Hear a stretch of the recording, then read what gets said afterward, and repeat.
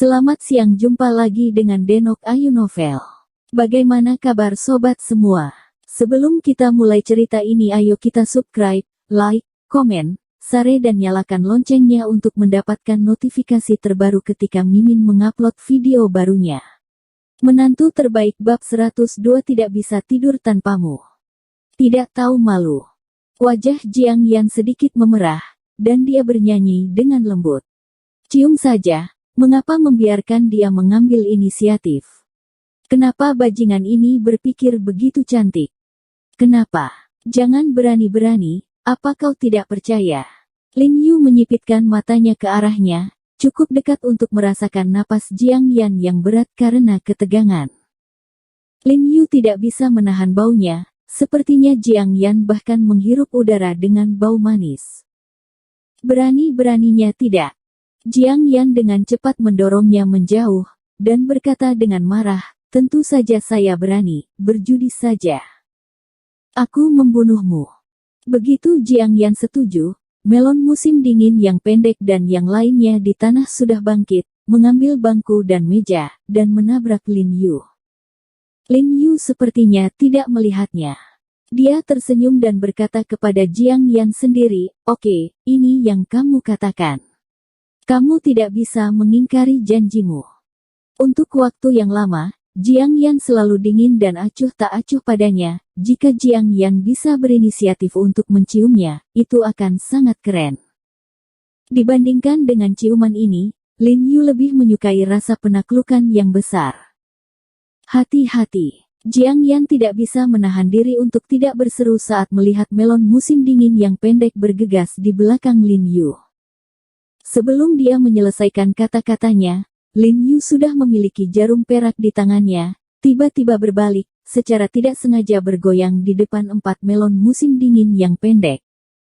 4 melon musim dingin yang pendek tiba-tiba mandek, dan bangku serta meja di tangan mereka tiba-tiba jatuh ke tanah, karena rasa gatal langsung menyebar ke seluruh tubuh mereka. Bagaimana mereka masih bisa mengerahkan tenaga?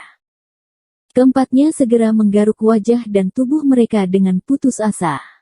Persetan dengan ibumu, kamu berencana melawanku. Buah melon musim dingin yang pendek itu memarahi Lin Yu sambil menggaruk tubuhnya. Dia masih ingin mengumpat, tetapi segera dia menyadari bahwa dia tidak bisa bersumpah, karena itu bukan hanya kulit di luar, tetapi juga tenggorokan, kerongkongan, dan organ dalam. Seolah-olah ada ratusan semut dan lipan yang merayap di dalam dan di luar tubuh secara bersamaan. Yang lebih menyakitkan adalah rasa gatal ini semakin kuat dan kuat, bahkan badan sudah mulai panas dan panas, seperti api di tubuhnya. Mereka berempat menggali dengan kukunya seperti orang gila, dan pakaian mereka hampir robek. Semua orang terkejut ketika melihat adegan ini, dan mereka tidak mengerti bagaimana keempat orang yang begitu baik tiba-tiba menjadi gila. Jiang Yan juga cukup terkejut, dia meraih tangan Lin Yu dan bertanya dengan suara rendah, apa yang kamu lakukan pada mereka? Saya tidak melakukan apa-apa, saya hanya melihat bahwa mereka mengeluarkan terlalu banyak hormon dan mencoba mencairkannya, kata Lin Yu sambil tersenyum. Di bawah rasa gatal dan panas yang menyengat, 4 melon musim dingin yang pendek dengan cepat merobek pakaian mereka, menggali keras di depan semua orang, dan mengeluarkan darah merah di kuku mereka. Pembukaannya mengejutkan. Tapi luka kecil ini tidak fatal, jadi tidak ada yang khawatir. Jiang Yan tidak bisa membantu tetapi tersipu saat melihat pemandangan ini, dan buru-buru menundukkan kepalanya, tidak berani melihat ke atas karena malu. Orang-orang di samping juga menutup mulut mereka dan mencibir. Beberapa dari mereka tahu Dwarf God dan tahu bahwa Dwarf God adalah kuda bartender, yang biasanya flamboyan, menindas dan takut akan kesulitan, sangat menakjubkan, dan saya tidak menyangka akan ada beberapa masalah. Saudaraku, ada sungai di sana, apakah kamu sudah melupakannya? Lin Yu buru-buru mengingatkan mereka dengan kesakitan. Ketika 4 melon musim dingin yang pendek melihat mereka segera berbalik dan berlari menuju sungai, kemudian, tanpa sepatah kata pun, mereka melompat ke sungai satu demi satu. Jarum yang diberikan Lin Yu kepada mereka tidak serius, dan itu bisa diatasi dengan melihat hawa dingin. Jadi ketika mereka melompat ke sungai yang dingin, rasa gatal dan panas di tubuh mereka menghilang seketika. Tapi meski tidak gatal dan tidak panas, tapi basah kuyup air sungai yang dingin membekukan. Kini mereka berempat sudah tenang, mengetahui bahwa mereka tidak mengenakan pakaian dan malu untuk turun ke darat. Mereka hanya bisa gigit peluru dan berendam di air sungai yang dingin. Dwarf Melon menunjuk ke arah Lin Yu dan mengutuk, "Brengsek bajingan kecil, kamu tunggu, suatu hari aku akan membunuhmu. Kamu berani begitu sombong di sungai." Lin Yu segera berlari untuk mengambil tumpukan batu, dan melemparkannya ke labu lilin kerdil dan lainnya di sungai. Setiap bagian dipukul di kepala mereka dengan sangat tepat. Aduh! Aduh! Dwarf Intermelon dan yang lainnya hanya bisa berteriak, dan mereka tidak bisa berbicara. Bersumpah, lalu memarahi. Lin Yu tersenyum seperti anak kecil, membanting mereka di atas kepala mereka satu demi satu, tidak kuat, tapi tidak ringan. Jiang Yan memandang Lin Yu dengan linglung, dan tidak bisa menahan tertegun. Perilaku kekanak-kanakan Lin Yu mengingatkannya pada masa kecilnya, tetapi perbedaannya adalah bahwa He Jiarong adalah orang yang dilempari batu ketika dia masih kecil. Saya masih ingat bahwa atas dorongan orang lain, dia juga melemparkan batu ke He Jiarong. Karena ketika dia masih muda, dia pikir itu memalukan untuk mengenal He Jiarong, jadi untuk berbaur dengan anak-anak lain, dia hanya bisa menggertaknya dengan orang lain. Pikirkan betapa kasarnya dia terhadapnya, dan pikirkan betapa murah hatinya dia pada dirinya sendiri. Jiang Yan sepertinya menekan batu di hatinya, dan dia bingung, dan air mata sudah di matanya. Oh, jangan berani, saudara, jangan berani, jangan sampai hilang. Kakak, kami salah, kamu bisa mengampuni kami. Ketika mereka mendengar melon musim dingin yang pendek memohon belas kasihan, Lin Yu bertepuk tangan dan membiarkan mereka pergi. "Apa yang terjadi denganmu?" Lin Yu kembali dan melihat bahwa mata Jiang Yan tampak berkaca-kaca. Dia terkejut, dan buru-buru mengulurkan tangan untuk mengusapnya. Jiang Yan menarik tangannya, menggelengkan kepalanya, dan berbisik, "Tidak apa-apa, saya hanya peduli. Aku melihatnya, tapi angin tidak merasakannya. Ao, haruskah kita mengambilnya kembali untuk dimakan?" Lin Yu mengencangkan pakaiannya dengan erat, dan memang ada sedikit angin saat ini. Oke. Jiang Yan sudah lama ingin mengatakan itu ketika dia melihatnya membeku seperti ini. Setelah mengemas makanan lezat, keduanya masuk ke dalam mobil. Lin Yu memasang sabuk pengamannya dan tidak terburu-buru untuk mengemudi. Dia tersenyum dan berkata, "Mereka telanjang bulat dan melompat ke sungai sekarang. Kita bisa memenuhi perjanjian judi kita, Saudari Yan." "Taruhan apa? Apa aku bertaruh denganmu?" Jiang Yan memandang Lin Yu dengan berpura-pura terkejut, dan mulai berpura-pura menjadi bodoh. Begitu pria itu mengucapkan sepatah kata pun, sulit untuk mengejar kuda itu. Bagaimana Anda bisa tidak mengatakan apa-apa? Lin Yu cemas, bagaimana ini bisa tidak tahu malu? "Aku bukan suami yang besar." Jiang Yan berkata dengan ringan, dengan gila tidak membayar nyawanya.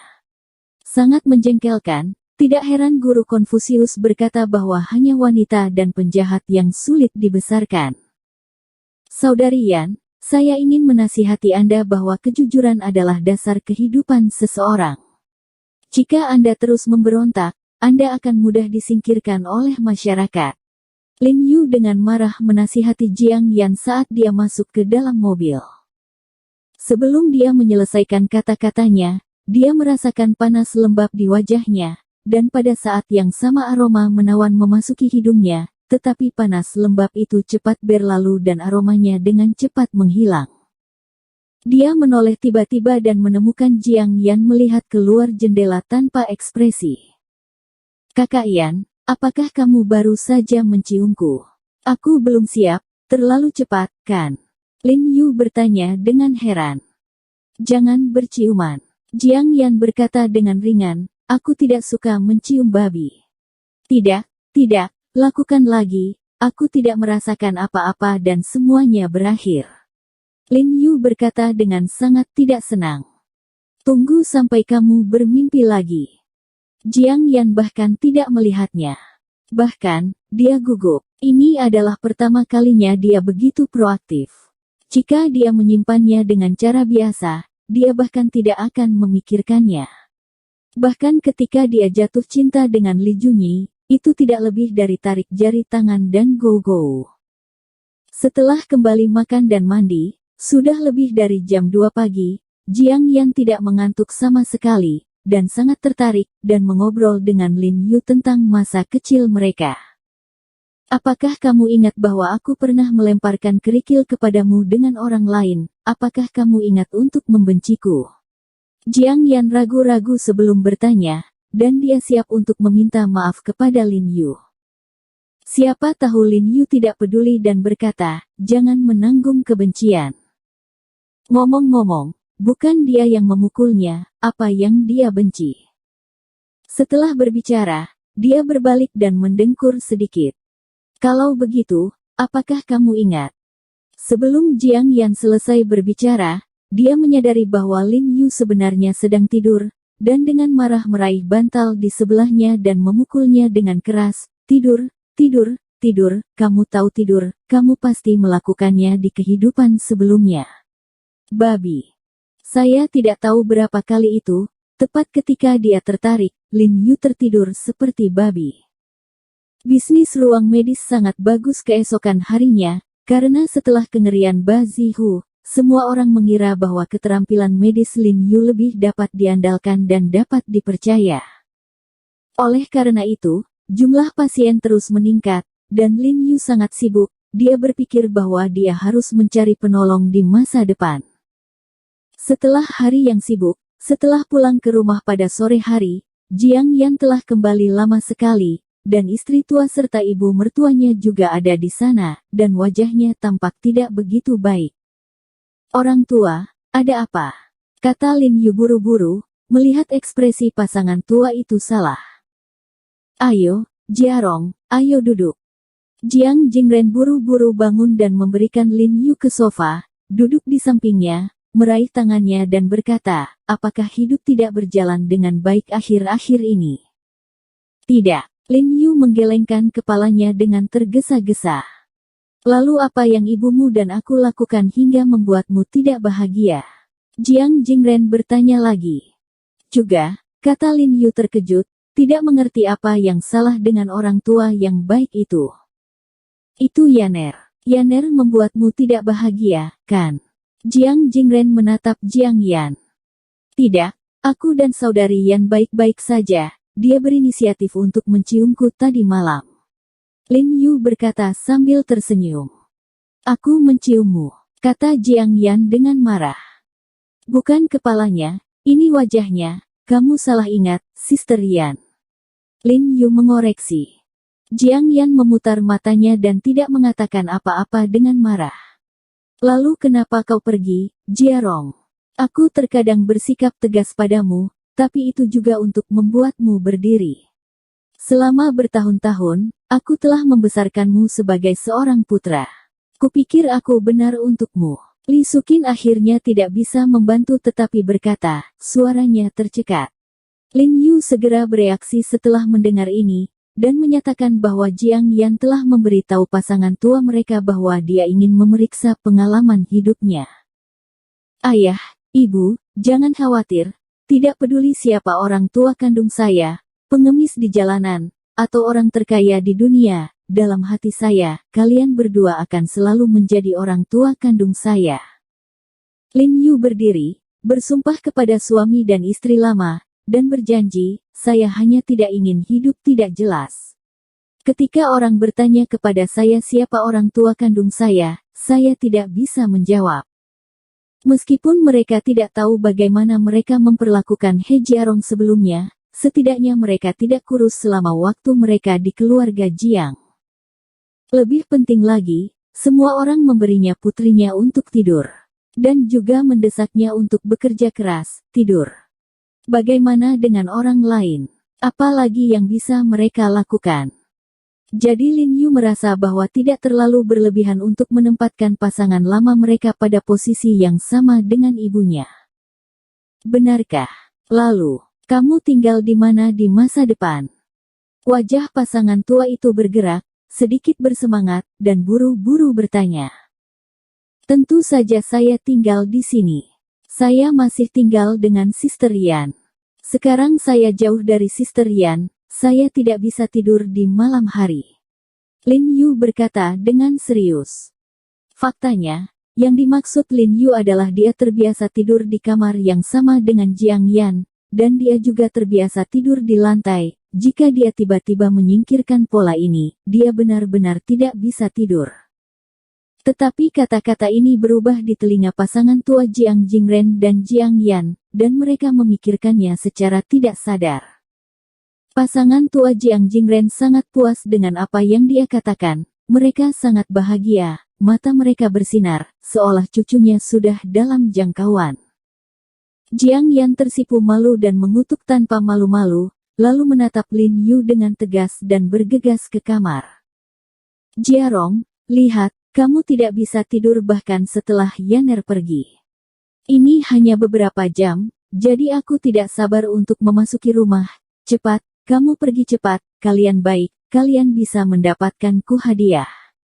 Cucunya keluar. Jiang Jingren tersenyum lebar. Ayah, apa yang kamu bicarakan? Seluruh wajah Jiang Yan memerah, dan dia membanting pintu dengan getir. Anak ini masih malu-malu, Jiarong. Apa yang kamu lakukan dengan bingung, tidakkah kamu segera masuk? Li Sukin juga bergegas mendesak. Bu, kalau begitu, bisakah ibu memberikan alamat panti asuhan sekarang? Aku ingin memeriksanya besok. Lin Yu bertanya dengan hati-hati. Li Sukin dan Jiang Jingren saling memandang, lalu Jiang Jingren menulis alamat dan menyerahkannya kepada Lin Yu. Ayah, apa kau yakin itu benar? Lin Yu bertanya dengan cemas. Jangan khawatir, Anda tidak bisa salah, ini alamat di sertifikat adopsi Anda. Jiang Jingren meyakinkan. Oke, pergilah ke kamar dan tidur, atau Yaner tunggu dengan cepat. Li Sukin buru-buru mendorong Lin Yu. Apakah dia ingin membiarkan mereka tidur? Yang dia cemaskan adalah cucunya yang akan merayakan tahun baru Imlek. Kedua anaknya masih belum bergerak, dan mereka hampir cemas akan kematiannya. Bagus, bagus. Lin Yu mengangguk dengan tergesa-gesa dan masuk ke dalam rumah. Hei, Jiarong. Jiang Jingren tiba-tiba memanggil Lin Yu, mengedipkan mata padanya, dan berkata, berhati-hatilah untuk tidak terlalu banyak bergerak. Ibumu dan aku agak gugup, tetapi harus kukatakan, anak muda, kekuatan fisik yang hebat. Bersambung. Terima kasih kepada kalian yang telah menonton video ini. Jangan lupa tekan tombol subscribe-nya dan nyalakan notifikasinya untuk mendapatkan video-video seru lainnya dari Denok Ayu Novel.